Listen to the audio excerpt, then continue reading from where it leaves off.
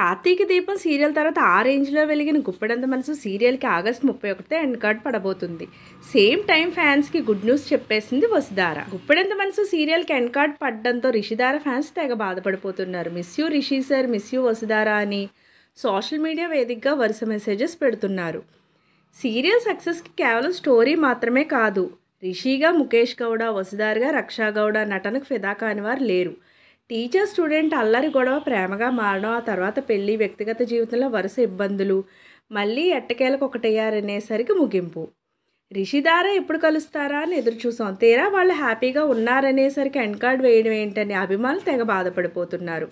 అయితే by by చెప్తూనే Vasudhara good news చెప్పింది. తెలుగు స్మాల్ స్క్రీన్ ప్రేక్షకుల లవ్ని నేను అనుభూతి చెందాను. Thank you so much. నిజానికి సీరియల్ ముగిసిపోవడం బాధగానే ఉంది, కానీ ఏదో ఒక రోజు ఎండ్ అవ్వాల్సిందే కదా అని చెప్పుకొచ్చింది వసుధారగా నటించిన రక్షా గౌడ.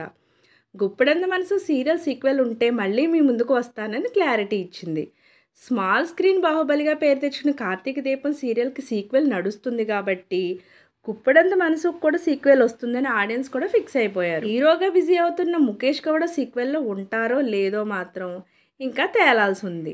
సో రిషి సార్ సంగతే డౌట్గా ఉంది తప్ప వసుధార అయితే ఒకవేళ నెక్స్ట్ సీక్వెల్ అంటూ ఉంటే తాను రెడీ అనే విషయాన్ని చాలా క్లియర్గానే చెప్పేసింది. సో ఇలాంటి లేటెస్ట్ అప్డేట్స్ కోసం ఛానల్ తప్పకుండా లైక్ చేయండి, షేర్ చేయండి, సబ్స్క్రైబ్ చేయడం మాత్రం మర్చిపోకండి.